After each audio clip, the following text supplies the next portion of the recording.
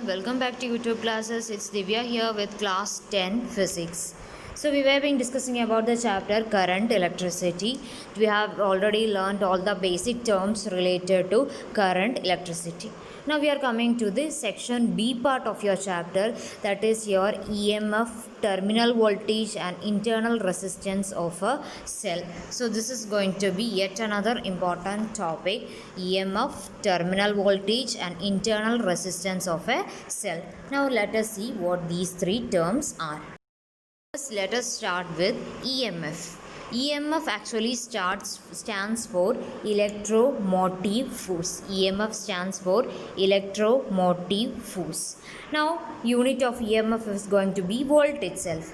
Now, here in your portion, EMF generally electromotive force is defined as, see, whenever you are having a closed circuit and whenever no current is passing through or whenever no current is drawn from a particular cell in an open circuit, isn't it? You're having closed circuit and an open circuit. When you consider the open circuit, whenever no current is being drawn in that circuit, what happens is that there will be some potential differences between the terminals of the cell. Okay, in a closed circuit, due to the flow of current there can be potential difference. I'm not talking about that one. In an open circuit, naturally due to some small movements there can exist some potential differences between the terminals of the cell alone. So that potential difference you call it as the electromotive force or EMF. Okay, now when you talk about the when you go detail into the definition, you can define electromotive force as the energy spent per unit charge for transferring a unit positive charge around the complete circuit. Okay, so that is the definition for EMF and unit for EMF. Now EMF you are going to denote it with the letter, somewhere you can see it as capital E itself, or in your textbook it is given as this symbol, you call it as epsilon. Okay, this symbol you call it as epsilon, and according to the definition what will be the equation? Work done for moving a unit positive charge. So the epsilon will be equal to W upon Q, where W is going to be the work done and Q is going to be the charge. Now let us see what are the factors affecting EMF of a cell. See, this question directly can come for your exam also. What are the factors affecting? So the first factor is that it depends on the material of electrodes. So in a cell you are having electrodes that you are learning in your smaller classes, isn't it? So first thing, it depends upon the material of the electrodes. Now second factor is the electrolyte used in that.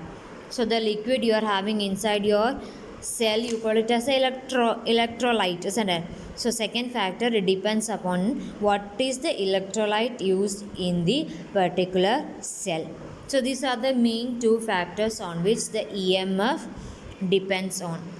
Now one more thing you have to keep in mind, EMF never depend on shape or electrode or the distance between the electrode or the amount of electrolyte in a cell. This is not at all a factor affecting the EMF of a cell. EMF of a cell will only depend on the material of the electrode and the electrolyte used in the cell. Okay. Now let us come to terminal voltage of a cell. Okay, when you talk about the terminal voltage of a cell, when a current is drawn from a cell, when the cell is in a closed circuit, the potential difference between the electrodes of the cell is known as terminal voltage. Okay, in case of EMF, the circuit will be an open circuit, isn't it? But when you talk about the terminal voltage, when the circuit is a closed circuit, the potential difference between the electrodes of the cell, you call it as the terminal voltage. Okay, now terminal voltage of a cell is also usually represented with the letter V. Okay, that is representing the volt only, V. The same letter you are going to use for denoting the terminal voltage of a cell also. Now, as usual, if you are going to define in terms of energy, the terminal voltage, you can define it as the work done per unit charge in carrying a positive test charge across the electrodes or around the circuit. So both in terms of energy, when you define EMF, you have to remember only one point. When you define, the definition will be the same. For EMF it will be in an open circuit, and for a terminal voltage it will be in a closed circuit. That is the only change you are having in the definition. So accordingly, if you are writing for terminal voltage, how will you write the equation? V, you can write it as W dash by Q. Just this W dash only just to show the change in open and closed circuit. That doesn't matter, both are same.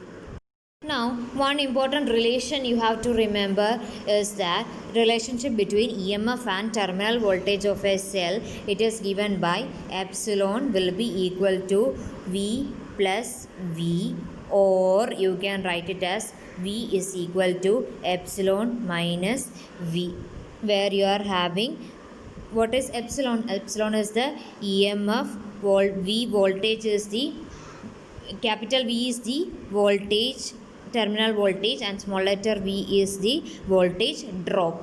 Okay, when you see the figure here, you are having across from epsilon or capital EMF voltage or voltage drop, all you have to, you can see a letter, small letter R here, isn't it?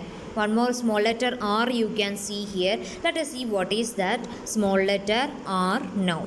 Now, capital R you have already learned, that is going to be the resistance. Now, this small letter R is nothing. It is going to be the internal resistance of a cell.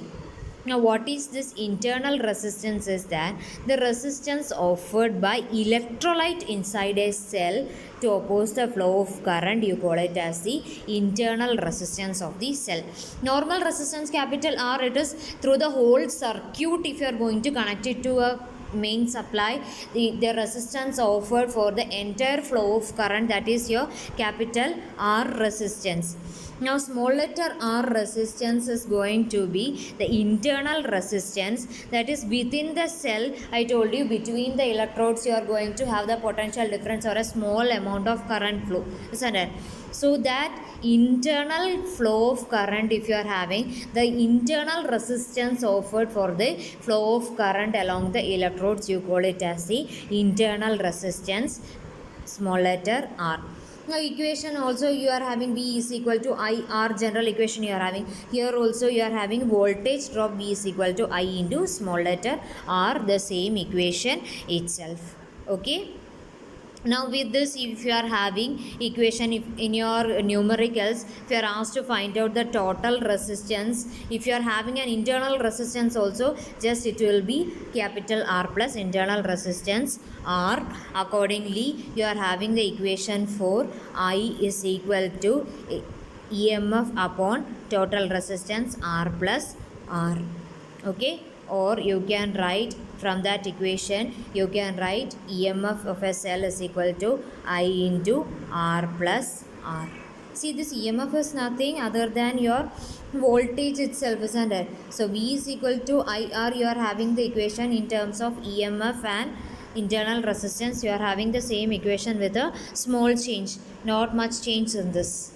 Okay, now let us see what are the factors affecting the internal resistance of a cell. Actually, it depends upon 4 factors. First one, it depends upon the surface area. Okay, so it is inversely proportional to surface area. That is, larger the surface area, less will be the internal resistance. Now, the second factor affecting is the distance between the electrodes. Okay, now more the distance between the electrodes, more will be the internal resistance. Now, the third factor affecting is nature and concentration of the electrolyte. So, when you talk about the nature of electrolyte, it depends on the ionic concentration, isn't it? So, lesser the ionic concentration of the electrolyte, greater will be the internal resistance. Now, the last factor is temperature. Okay, higher the temperature, lesser will be the internal resistance, or temperature is inversely proportional to internal resistance.